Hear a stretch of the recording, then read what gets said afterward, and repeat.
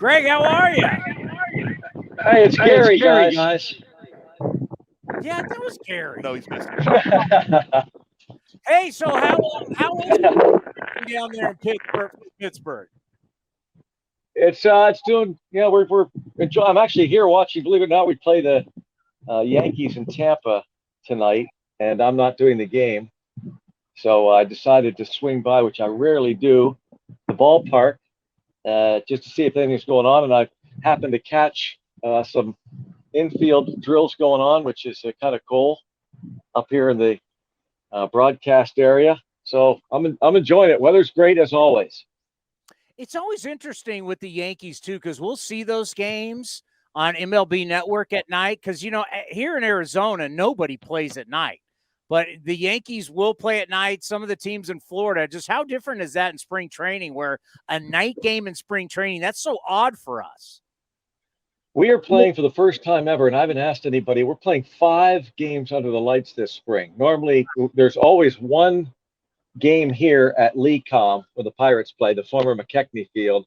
There's always one night game, but for whatever reason, they've decided to put not just the Pirates annual night game, but I think they play 2 in Sarasota, and this will be the second in Tampa under the lights. I think the players like it. It breaks things up, and it's more like the regular season. Yeah. Yeah, that makes sense. And I think it's actually, when you talk about getting players ready to have games on television, to have games on night, that makes sense. Definitely when you're starting to get ready. So, for the Bucks, raise the Jolly Roger. We love the call. we want to hear a lot of it and see a lot of it. And of course, my producer is such a huge Pirate fan. How do you see the Pirates going so far this spring? I know they got to score more runs. A lot of teams, the A's, were in the same boat. Well, you're right, Chris, and I know your producer is a great Bucko fan, and I appreciate that. And I appreciate that you and he and the guys are having me on here. In terms of how things are going this spring, you asked the question, and I honestly will answer it for you. It's been a disappointment for me. I know it's just spring training, and wins and losses for the most part are meaningless, but it's been a disappointment, and they have less than 2 weeks to get their act together, to be blunt. And I think that's one of the reasons why they're out here working hard. The outfield play has been less than stellar, to be kind. They have dropped fly balls. Now, every year, Andy Van Slyke, the longtime Pirate All-Star and Gold Glover, when he was with the Pirates, he always used to say that this state and this ballpark in particular, the hardest places to play defense, center field, were here in Florida, and in particular, this former McKechnie Field, now called Lecom, for a variety of reasons. The wind plays havoc, the way the sun shines in the sky, the clear skies oftentimes cloudless. And this year is the worst I can recall. I've been doing this a long, long time. This is the worst spring training I've seen for Pirate outfielders. Wow. And Andy Van Slyke was as good as it gets going to get it. Yeah. Some people, it's funny. A lot of people say Oakland is one of the toughest skies. And I always go, well, how's the sky different in Oakland than anywhere else? Like, how's it different? How is the sky different in Florida than it is anywhere else? It's always funny when people can't find fly balls out there. It's like, well, why is it different here versus everywhere else? The sky looks the same. I don't get it. I don't know whether it's because the way the ballpark is designed, where the diamond is actually situated, and that's a different look at the sun, at the sky, maybe. Yeah, I don't know why that is, and I don't think Van Slyke or anybody else has truly defined why this place is such a difficult place. But I do know, regardless of how difficult it is, they better start catching the ball, because you alluded to this. The Pirates are much like Oakland, a team that just cannot, you're not going to out hit guys, you're not going to out bop them.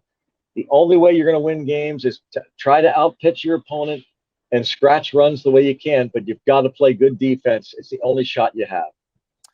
What's going to happen with Reynolds? I think that he, at the very least, is going to be here through the first half of the season. And my guess is that they will continue to talk, his agent and the Pirates, about trying to keep him here. And if something doesn't get done, I think they would probably, after around the deadline, they would start to entertain offers for him. That's my guess. His situation is exactly like the JT Realmuto situation before he went to Philadelphia. Realmuto is represented by the same agent. Realmuto had 3 years left with the Marlins, just like Brian Reynolds. Realmuto had the best year of his career to that point with the Marlins, which turned out to be his final year. And then he was traded after the season to the Philadelphia Phillies. So my guess is that they'll try and get something done, some kind of an extension, hope to work it out. And if not, I think they'll start to entertain offers.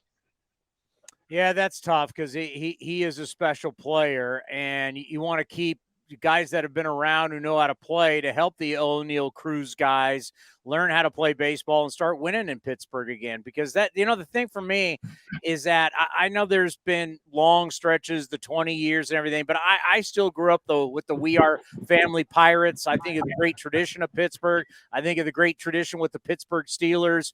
I just think of Pittsburgh as a winning town. It's just tough to think about another tough season and when are the young players, when is a rebuild going to start to pay off? Well, you're right. It's a great sports town. It's not unlike almost every city in the country. I've said this for a long time, Chris.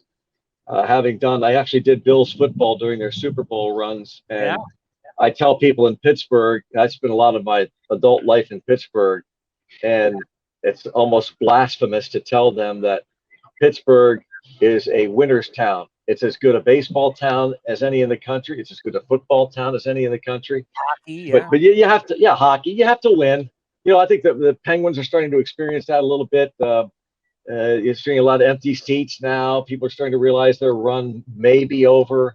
I've been to Steeler games where if they feel like they're not in it, there are a lot of empty seats. It's all about winning. It always has been. And when the Pirates were winning in 13, 14, and 15, they filled PNC Park. So it's it's all about winning. And Bob Nutting, the owner of the Pirates, said when spring training kicked off about a month ago that he doesn't want to really, and I'm paraphrasing, doesn't really want to talk about rebuild anymore. The time to start winning more games is now. The general manager, Ben Cherington, has said as much.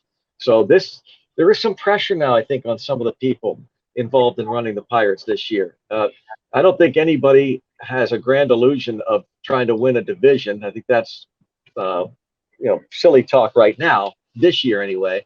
But it's not silly to suggest that they should, certainly avoid 100 losses again. They've lost 100 games 2 straight years. And if you count the asterisk season of 2020, though I really discount the season entirely, and I always say without disrespecting the Dodgers and the Tampa Bay Rays, to me 2020 was a nothing burger. It really didn't happen. It was a 60-game season. But if you're one who believes that it counts, then the Pirates, if you extrapolate the 60 games, they would have lost 100 in 2020. So bottom line is they can't lose 100 games again. They've got to start winning more games. Now, they won only 62 last year, so it would be a modest step forward, but a step forward nonetheless if they were to go, say, win 70 to 75. That would be a step forward. You're talking about the rebuild, starting to see some of the younger players graduate, get to the big leagues. We saw O'Neill Cruz make his major league debut last year. Saw Mitch Keller take a big step in the rotation. Starting to see other players. Roansy Contreras was part of the rotation and should be this year, and some others as they kind of, again, take that step forward. My hunch is that the opportunity to go to postseason play and maybe get involved in a pennant chase would be sometime next year. But that doesn't discount this year, and can't throw it away. You've got to start winning more games this year. I mean, if you told us after only winning 60 games last year, if you told us 75 wins, we'd take it right now with the A's. That would be absolutely huge progress. I think Key Bryant signed the extension. You got McCutcheon coming back in to make Van Troy comes in. But let's talk about Andrew McCutchen. I mean, he was the favorite. He was the MVP. He was the star. He was in the All-Star game. He represented Pirates baseball. How fired up? I know this is the last hurrah, but how fired up are Pirate fans to have him back? Well, he said when we had the press conference at PNC Park to reintroduce him to a sold-out audience in the press conference room at PNC Park, that this was not his farewell tour. He said he's not here to be a PR guy for the Pirates. He said, I'm here to try and win. I'm not done. It's not one and done. And bottom line is, Chris, it was a feel-good story. It still is. A lot of buzz in Pittsburgh. It was really a rarity. And I tried to look back in Pittsburgh sports history. I don't know that there's anything like it. And it's rare in sports that a guy who accomplished what he did his first 9 years in an organization, went away, not on his own accord. He was traded and spent 5 years away. And then he contacts the owner of the team to come back, which McCutchen did.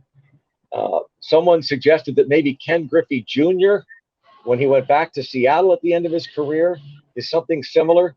Now, I'm not saying McCutchen is Albert Pujols, but obviously recently Pujols did decide to go back to St. Louis for one last hurrah.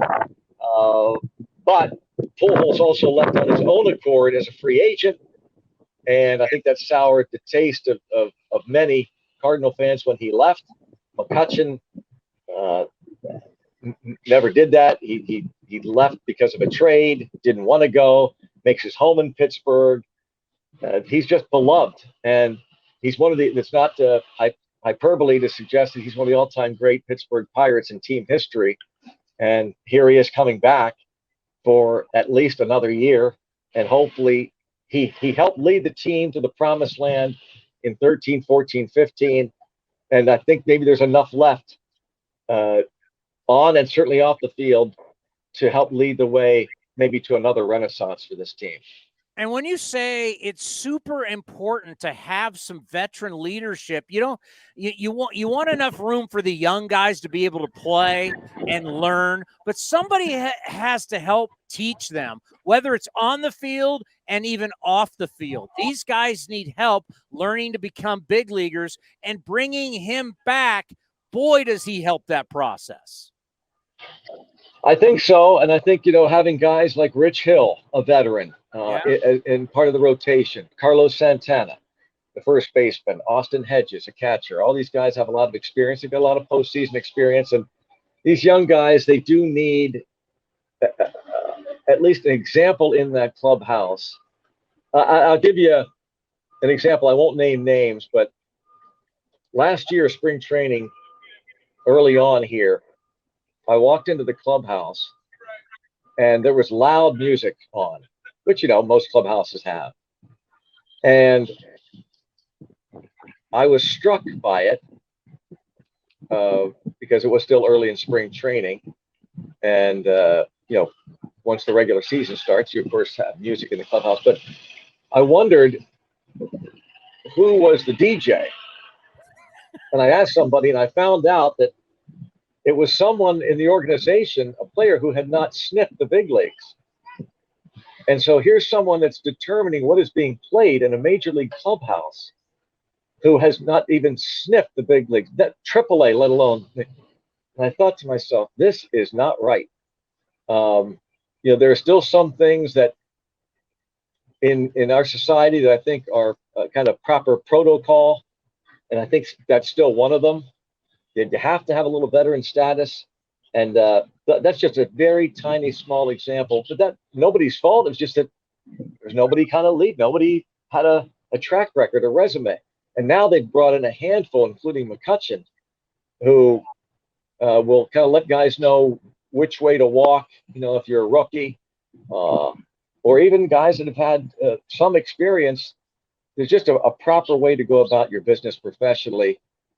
I think it serves a team well in any sport to kind of know the pecking order and still have fun, because I get blowback from people. You're the old man. Get off my lawn, baloney.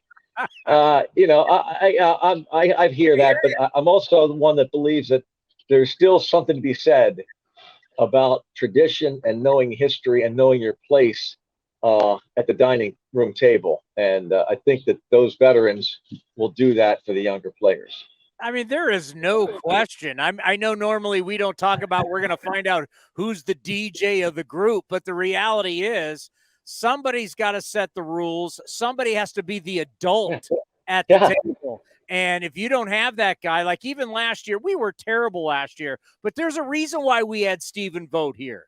Stephen Vogt was the guy that was, okay, this is how it's supposed to be. And Stephen Vogt talked to guys not only about baseball, he talked about finances. He talked about how to dress, how to act. I mean, that plays into how do we go from being young, dumb, and not good to getting better in our careers and becoming successful and winning at this level. There's a process to it, and you need veteran guys, and it's good that Pittsburgh's going to have a few of those guys. We're going to be rooting for you. I need to ask you, going back, people need to know that, not only did you do AAA games for the Pirates back in Buffalo, but you were part of the Bills broadcast. How happy are you for their success once again? And a new stadium is going to be coming for them and the great fans of the Buffalo Bills. Well, I'm thrilled for them. I still stay in touch with some people in the organization. I still they hold a very dear, important place in my heart. Even though I'm a Pittsburgher, really. When all is said and done, I love the Bills story, and it's been tough going really since those Super Bowl runs, and it's great to see them now turn the corner. And what my hope is, and I talk to Bills fans, and maybe that's kind of creeping into my mindset, the fear that that we've seen kind of the best. I hope that's not the case. I hope they still stay the course. So I don't want any coaching changes. I don't want any personnel changes, because that's what made the Bills great. I tell people, and I believe this, that people at the Pirates, that I think great organizations stay the course. Maybe going back, Chris, to that point about tradition and knowing your place, knowing what works and what doesn't. Teams that are constantly changing personnel are constantly just spinning their wheels, and they're normally not winning. But teams that have stability in their ownership, like the Steelers, the Rooney family have owned the Steelers for 70 years or whatever it is, and they've stuck, with Bill Cowher, Chuck Noll, Bill Cowher, and now Mike Tomlin, and they stay the course. And that's what I want the Bills to do, because after when I left, the team was going downhill after Ralph Wilson sold the team and Bill Polian left and Marv Levy was gone. I think they started spinning their wheels. I feel like they're back again, and I want them to stay the course and stabilize this franchise, keep going, and I look forward to hopefully seeing them in the Super Bowl again soon. You mentioned a name that I love. I got to do a lot of shows with Bill Polian. He's a great man. And, by the way, at the AT&T this year out of Pebble Beach, Josh Allen was there. I had to look it up. I mean, he's huge, 6'5", 40. But I got to tell you, it was hilarious. Out at Pebble Beach and Spyglass, two of the greatest courses in the world, watching a bunch of people in Buffalo Bills jerseys, Bills Mafia at Pebble Beach was absolutely hilarious. Were there any card tables out and about? Folding tables? No? That would have been great. No one was. That would have been great if they set that up along the outer edge of the greens. Would have been great. Somebody makes a putt, jump up, boom. That would have been great. Bills Mafia taking. Bills Mafia is the best. Oh, it was incredible. Well, my friend, we always love having you on. And, of course, when you raise the Jolly Roger, we play it all the time here on the A's Radio Network and on A's Cast Live. So hopefully you win a lot of games and we can play the call. Be well there in Florida, and we'll talk soon. Thank you, Chris. Thanks for having me on. Take care.